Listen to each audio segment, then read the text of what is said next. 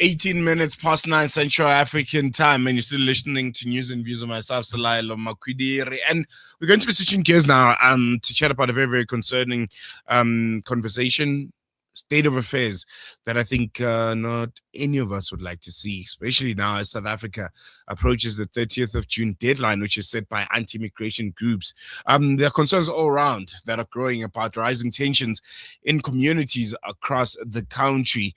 There was a very, very strongly worded warning that Abahlali baseMjondolo, the Shack Dwellers movement, have put out. They're saying the Amabutho are back, drawing parallels with periods of political intimidation and organized violence that have scarred parts of South Africa's history. The movement argues that migrants are increasingly being blamed for what we all know is the reality: unemployment, poverty, and service delivery failures, while communities already struggling with economic hardship are becoming fertile ground for xenophobic mobilization.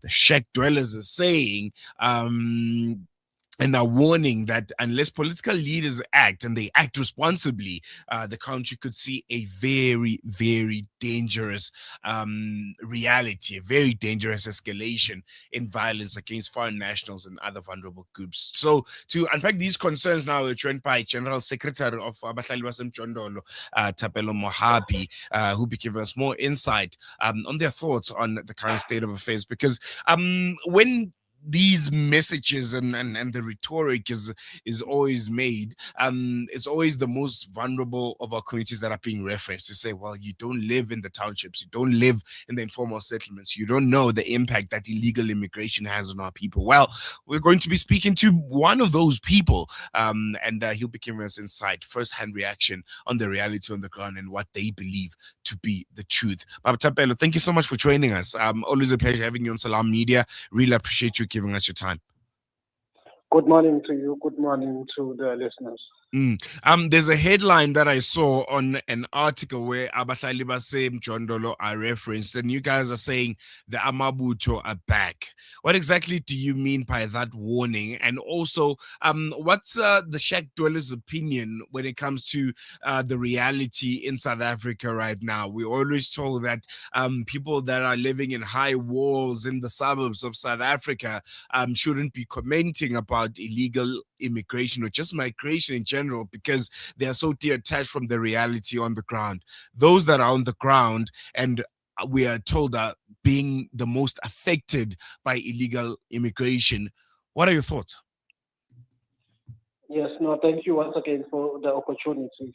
Well, the piece that I wrote to IOL, I wrote it at my personal capacity, but because I'm the General Secretary of the Shack Dwellers movement, yes, I wear that cap all the time, even though when I you can't divorce yourself. You can't divorce yourself. Well, even when I tell my personal story, was born and raised in the informal settlement and continue to live in the informal settlement. And the informal settlement where I live, I inherited from my parents who died waiting for a house since 1996. And we are still waiting. We are in the queue up until today. Those are the realities that we are faced on a daily basis in the informal settlement. There are no services. There's human waste all over the place. There's no road access. When somebody has passed, it's very difficult to get them out of the informal settlement because of the passages and the congestion that people live under. There is dire poverty in the informal settlement. We have children who go to sleep without having anything to eat. Some even resort to eating worms in the informal settlement. Some of the children will eat worms thinking that this is rice because of the fact that they are hungry.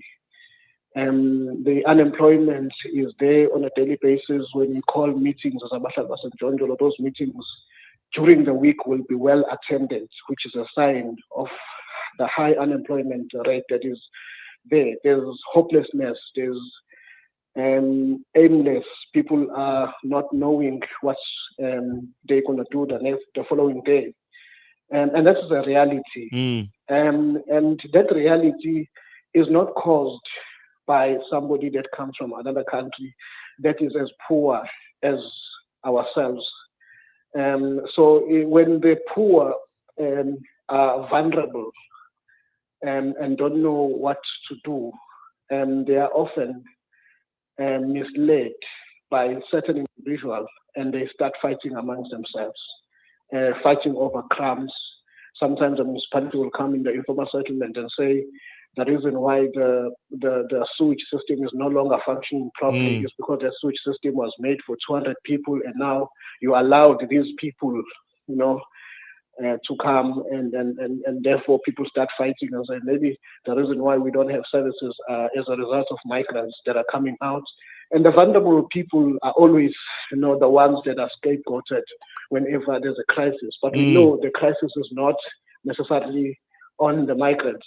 It can't be a poor person that comes from Mozambique, Zimbabwe, and elsewhere that is going to impoverish you. It's the system that we are living under. It's the government of the day that does not perform. And when government wants to shield, they use this as scapegoat for other people. Now the government officials are folding their hands and watching as we actually fight amongst ourselves. And we have seen this before in the early 90s when I grew up in Bambai, where there were wars between the UDF and the ANC at the time. It was not the politicians at high level, but this was actually instigated by the government of the day. And many people perished as a result. People were forced, I remember vividly, hiding under the bed because I was 8 years old, and my mother would hide me every time when these armed men from Inkatha Freedom Party would come and forcefully take us and toy all the way in Nanda and leave us in the middle of nowhere as an 8-year-old. And along the way, there were people who were burnt alive and so forth. So when you have people like Amabutho in marches, this is a symbol that you have arms and you can take over.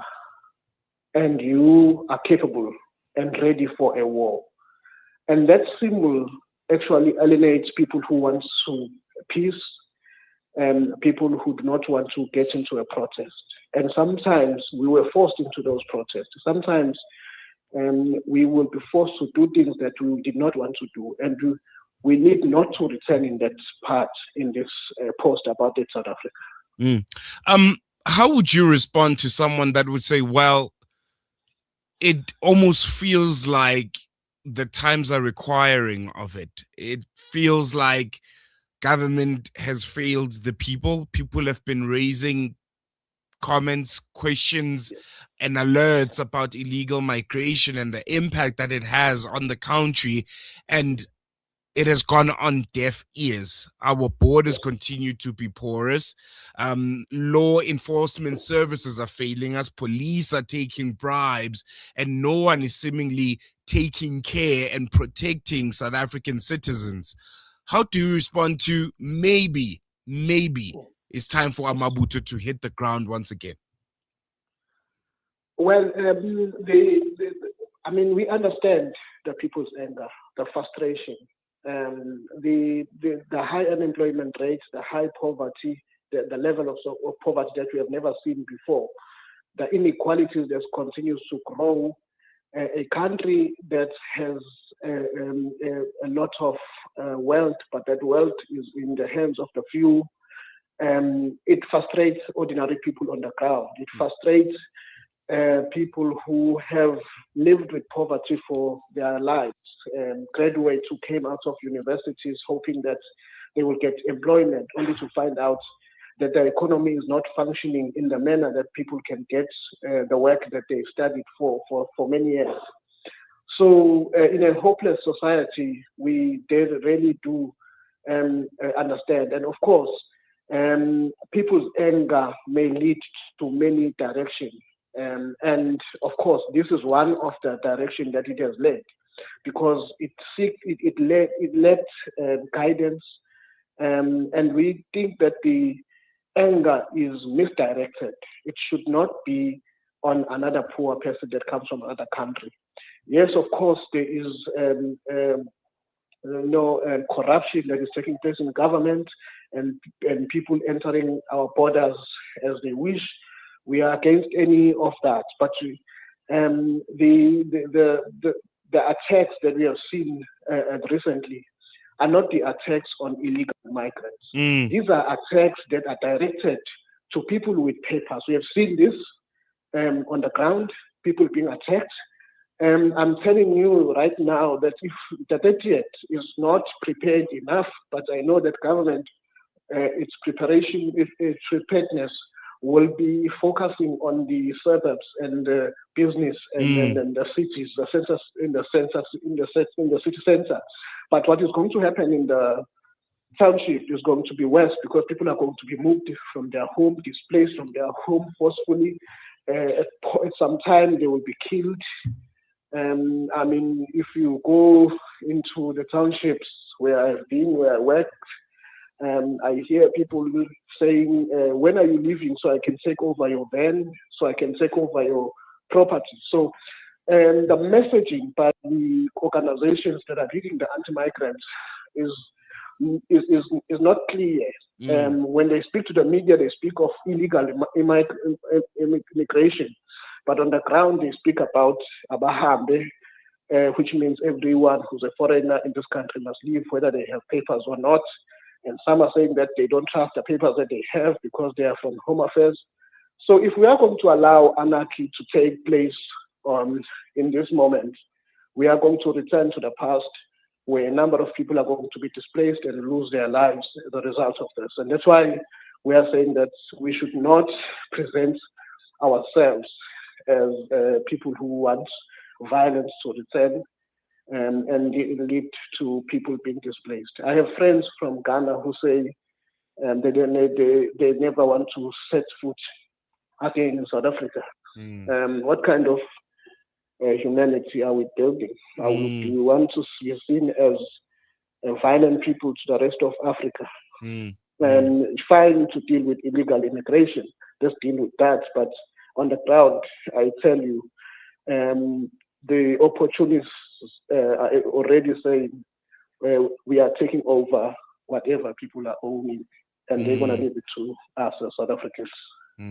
Very, very true. Thapelo Mohapi, I want us to take a quick break. When we come back, I want to continue the conversation on the reality on the ground. And I think you paint a picture on the kind of language that is being used by people and just how distractive it can be sometimes. But I want to paint a full picture for our listeners on what exactly it looks like on the ground outside of social media and what we see on our cell phones and what we see on our television screens, but the true lived realities of the people in informal settlements and townships when it comes to this issue of illegal migration. But we'll do that after this. When disaster strikes, families lose everything in an instant. Homes destroyed, communities displaced. Hope fades into uncertainty. Our Global Emergency Fund ensures we respond without delay, delivering food, water, shelter, and healthcare to families in need. To support our Global Emergency Fund, visit islamicrelief.org.za. Discover the Africa of your dreams and surround yourself with her spectacular beauty. Relax beneath her serene sunsets and explore wildlife at its natural best. It's where the pride of Africa comes together. The Kwantu Private Game Reserve. Get to know the Big Five or cruise on an elephant safari game drive. Interact with lion and tiger cubs and enjoy world-class halal cuisine while we pamper you during your 5-star stay. Indulge in the true African experience. For reservations, call now on 042-203-1400 or visit kwantu.co.za. The Kwantu Private Game Reserve, the place of gathering. Hey, Gulam. Yeah? Did I return your lawnmower last month? No, bye, you didn't. Oh, no. Now what'll I do? I wanted to borrow it again, man. With Randry Jewelers, you won't have to borrow or lend because the prices are so well trimmed on all gold and diamond jewelry. Alternatively, we could remake your old jewelry into a brilliant new design. Visit Randry Jewelers at 151 Stevens Lamini Road, Musgrave, Durban. Randry Jewelers, the family name you can trust. You know, it's a wonder how kids get anything done these days. With all the distractions, when do they even get time to study? As a mother, all I can really do is make sure they have all they need to perform at their best. That's why I choose to include Sunfoil, triple refined pure sunflower oil with every meal I make. Naturally cholesterol-free and approved by the Heart and Stroke Foundation as part of a balanced eating plan. So whether I'm cooking, frying or baking, I know every dish will be a wholesome one. Sunfoil, now we're cooking. Are you banking with convenience, transparency, and flexibility? With Al Baraka Bank's transactional banking account, you can enjoy convenient everyday banking designed around your needs. Benefit from zero fees on point-of-sale transactions and manage your banking easily through Al Baraka's secure mobile banking app and internet banking platform. From everyday payments to managing your personal or business banking, Al Baraka makes banking simple, transparent, and convenient. Visit albaraka.co.za to learn more. Al Baraka, your partner bank. Al Baraka Bank Limited is an authorized financial services and credit provider. Right now, in lands many of us feel deeply connected to, a mother holds a sick child, worried and fearful as she knows her nearest hospital has been destroyed. This is the mother we go beyond borders to reach. Doctors Without Borders is there in the world's toughest places. We go where others can't or won't, and we go immediately. When you give to us, we go even further. Visit msf.org.za/sadaqa, that's SADAQAH, and support Doctors Without Borders today. Doctors Without Borders, we go there. Listen to something fresh. Listen to Salam Media. 85 Central African time, and you're still listening to News and Views with myself, Thapelo Mohapi, and I'm still in conversation with General Secretary of Abahlali baseMjondolo, the Shack Dwellers Movement, Thapelo Mohapi, and we're having a conversation around the rising anti-immigrant sentiment in South Africa, quote-unquote anti-illegal migrant sentiment in South Africa. And Baba Mohapi, before we went into that short break, I wanted us to chat briefly about the picture on the ground, the reality that ordinary South Africans in townships and informal settlements are facing. How are they interacting with this conversation? Because the reference is always, you live in such and such a place, you are disassociated from the realities of the township and of the informal settlement. You can't comment because it doesn't affect you directly. Illegal migrants don't stay next door to you in Sandton or in Bryanston. They're in Khayelitsha, they're in Alex, they're in Tembisa, and it's the people that are there that could give a clearer picture on the impact that illegal migration has had on ordinary South Africans from this point. Can you maybe paint a picture for people that are listening right now? Is the rhetoric the one that you echo, that illegal migrants are indeed taking jobs? They are indeed flooding schools that are meant for, township children and children in informal settlements, and they are flooding clinics and hospitals that are meant to serve the most vulnerable in our societies? Yes, thank you very much. Well, there is an unemployment that is skyrocketing every year in this country. The economy is not functioning properly. The jobs that are taken by migrants, if any, will be that guy who's a barber shop, that guy who's works in the construction, and of course, those who are selling on the streets fruits and vegetables, which not many South Africans will be part of that, those parts of industries. Well, schools, I don't think there are more South Africans in the schools. Yes, of course, there are migrants, but not to that extent where we will complain and say that our children cannot access schools, as it has been made to believe. Well, there are myths that are put there for certain individuals for whatever reasons. Some, of course, I want to make it very clear that there are those who want to make the country ungovernable, leading up to the to the local government elections, so that it seems like the current administration is failing.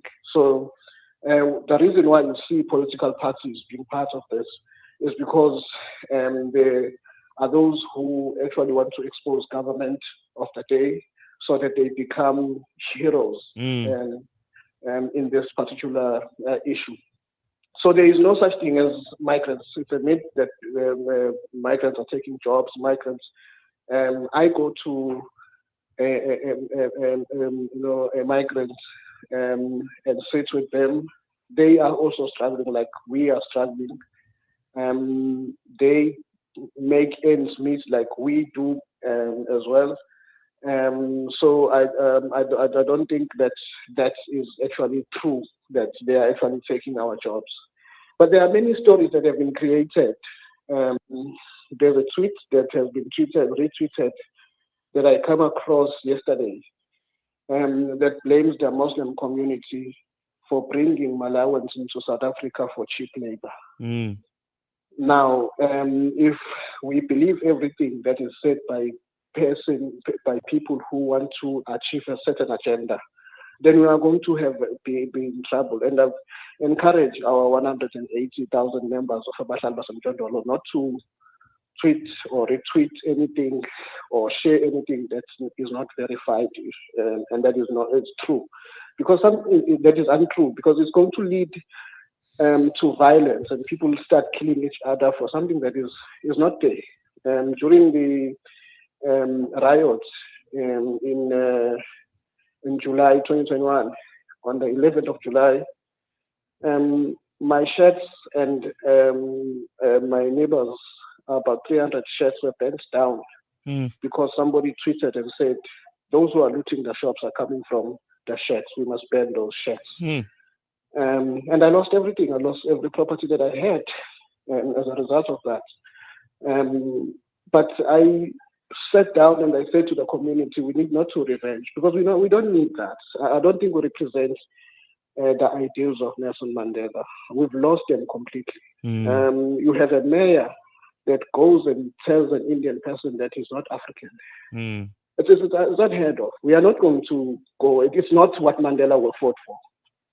He fought for everyone to live in harmony and peace in this country. And I think we are diverting slowly by that. We've lost our humanity. We've lost who we are. We have forgotten where we come from. And I think we need to remind ourselves. I think what we need to do now is to rebuild and counter the narratives that have been put out there by these anti-migrant groups that are going to actually make people escalate to violence. We have forgotten who we are, where we come from. And we need not to be a violent province. We need not to be known to be a violent province. It was not done. That's wrong. And I know that not every Zulu person agrees with some of the people in the march that the Zulus are brave and the people who hate other tribes. I mean, we have a Tonga person that was killed in Mossel Bay because people could not understand the language that they speak. And some people don't make their or take time to learn other people's language. And therefore, when you speak a language that is spoken in Limpopo, you think that that person is speaking a foreign language and therefore is not South African. And this notion that the only human beings that exist in this country are those who can speak Sizulu. And if you can't speak Sizulu, then you are not South African enough. We are all South Africans. We come from diverse tribes, diverse languages. I grew up in KZN. I speak fluent Zulu. I'm a Sotho. I'm from Matatiel. I speak fluent Sotho. I speak English. I speak Tswana. I speak Sepedi. But I need not, when I go there and I start speaking Zulu and the Pedi people say, no, you are from KwaZulu and therefore you are not from our side in Limpopo. So I need not to be that. An incident happened when I went to bury someone that is a comrade of mine in Zimbabwe, even in Mozambique, during the 2015 xenophobic attacks and came there. He says, come here, let me show you how a human being is treated, because in South Africa don't know how a human being, a visitor, is treated. Hence, I felt embarrassed. But what kind of a country are we building? In closing, Thapelo, how do we start having a conversation where no one feels like they're being dismissed? No one feels like whatever concerns that they're raising are not taken into consideration, whether it's South Africans who are saying we have a problem of an influx of illegal migrants in the country, our borders are porous, something needs to be done about it. Instead of saying you are xenophobic, you are Afrophobic, we have that conversation around table. Similarly, we have a conversation with migrants that are in the country for whatever reason that are here as a host country, that they chose to seek protection from whatever that they're running away from. And there's a meeting point. I mentioned this, I think, in a previous interview, that if we don't, this issue will keep on propping up. It started in 2006, it went to 2008, it went to 2012.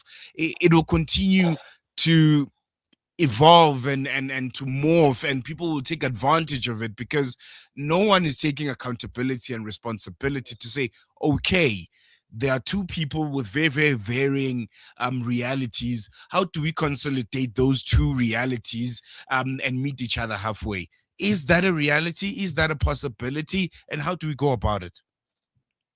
Yes, I think the foundation that was built by our former head of state, the founder of our democracy, was a good one. He built a foundation, and we lost track of it. I don't think he would allow what is happening in Sherwood at the moment to happen in the manner that it's happening. We need to work together to hold government into account to ensure that everyone that comes into the country is documented. There needs to be reforms in as far as the immigration laws in this country are concerned. I mean, South Africa becomes the haven of the SADC region, and everyone wants to come to South Africa, and there needs to be a way to deal with that, because I can come in and out of South Africa if I have passports. And when that passport expires, I don't go back home and I become illegally in South Africa. There needs to be something that needs to be done with that. But also we need to ensure that we deal with the corruption that is taking place in our borders. Further than that, I also think that we cannot start cleaning the outside where we have not cleaned inside. We are not accepting each other as well. I mean, if I speak Tsonga, people think that I'm not from South Africa, because we have not given time to learn about each other.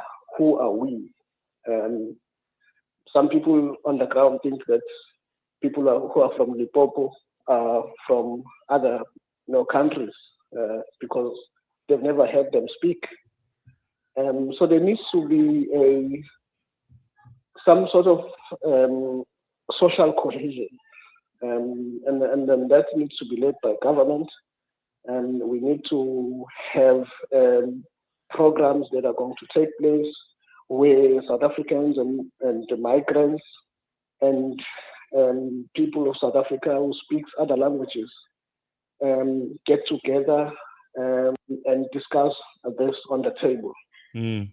I'm telling you, a friend of mine from Limpopo says he will not be visiting Durban anytime soon. Now, if I can't move around in my own country and I'm restricted in my own country and fear to be attacked in my own country, then where I'm going to live?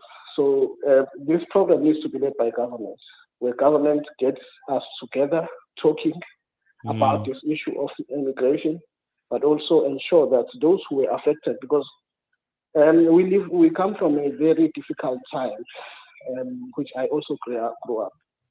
And seeing a lifeless body that has been shot at an age of 8 has affected me personally. And well, I chose not to be violent, but some of the people who are violent come from that. And I think as a society, we need to look at that. Mohapi, unfortunately, we have run out of time, but thank you so much for joining us. Really appreciate your perspective, and I hope we chat again soon. Thank you very much. I appreciate for the opportunity. There you go, Thapelo Mohapi, General Secretary of Abahlali baseMjondolo. And really insightful conversation. We're going to take a quick break. We'll be back with you after this.